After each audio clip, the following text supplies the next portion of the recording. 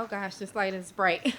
Hi everyone, my name is Zakya Hall and I'm proud to serve on the board of Rebuilding Together Philadelphia. We provide free home repairs to low-income Philadelphia homeowners who cannot afford to make the repairs on their own, and those repairs keep them healthy, safe, and comfortable in their own homes.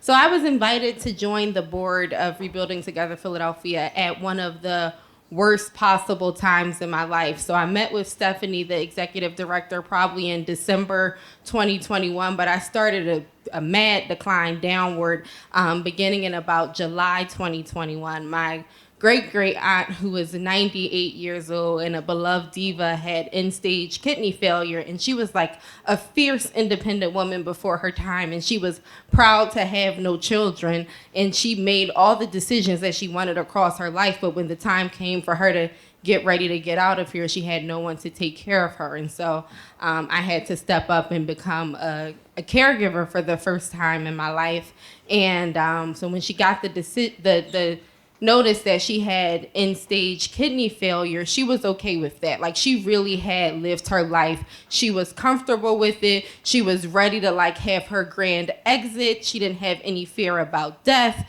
It was great. So moving right along, I had been honest with her and said, like, I don't think I can work full time and take care of you in my home. So she agreed to go to a place called the Tucker House. If you don't take anything else away from this story, don't ever send anyone to the Tucker House, ever.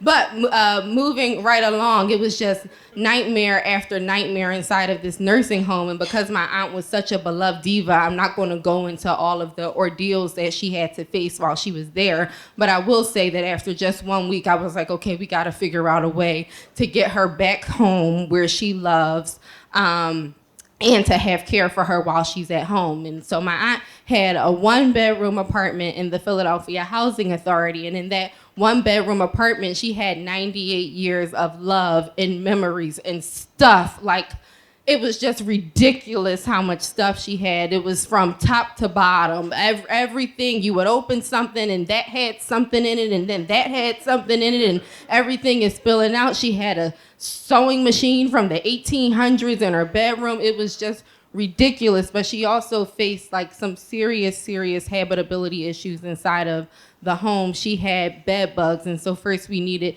to get rid of the bed bugs, and it took about a month for the technician to come out to treat the bed bugs. And in treating the bed bugs, moving her right along, then there was sewage that backed up into her kitchen sink, and finally I had to escalate a number of different issues with PHA, and in escalating those issues, then we discovered that there was no hot water in the unit. And while there was no hot water in the unit, somehow I had to make sure she ate every day, because those things would get left behind at the Tucker House. And sometimes she wouldn't get her medicine, and other times she wasn't feeling well and she wouldn't be treated well. But somehow in all of that, she moved right along with physical therapy. Every single thing else went wrong in the Tucker House, but she really enjoyed this physical therapy. And I would talk to her every day, and I would visit her multiple times a week, and she would tell me, well, they told me to do 6 things with my arms, and I did 12. They told me to take 10 steps. I did 20. They told me to do 7. I did 14.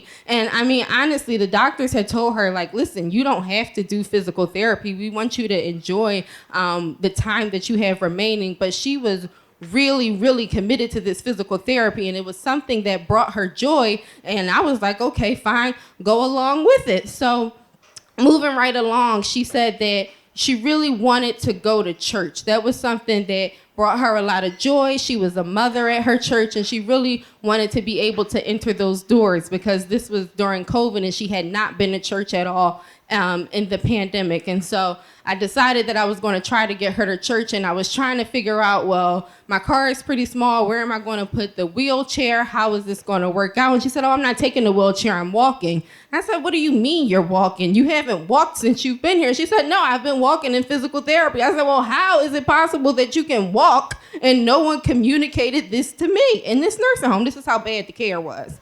But so she I called the physical therapy department and they said, no, actually she can walk with some assistance. And so moving right along, she was able to finally go to church again, and she got her walker and was able to see her pastor and the first lady in this beloved community that meant so much to her for over 70 years. And that was just a really great triumph for her. But it was funny because my aunt was 98 years old. She had never worn pants to church before in her life. And I was tasked with picking her out an outfit to go to church. And I couldn't get anything from her apartment at the time because, as you remember, the apartment had bed bugs. And I didn't want to bring any bed bugs into the nursing home or into my car or to church, quite frankly.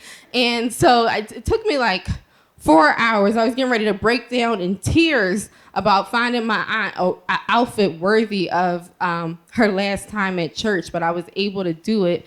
And so moving right along, eventually she ended up having an emergency where she couldn't breathe. And then because the nursing home didn't care for her or take COVID precautions seriously, she ended up catching COVID, and she didn't pass away from COVID, but she ultimately couldn't bounce back after all the isolation when she caught COVID. And so she moved right along off of this earth and passed away that January. And that was just a feeling that stuck with me, and I couldn't figure out like how everything went wrong. And even though I saw so many systems fall apart as it related to the care of my aunt, I felt like I alone had failed her.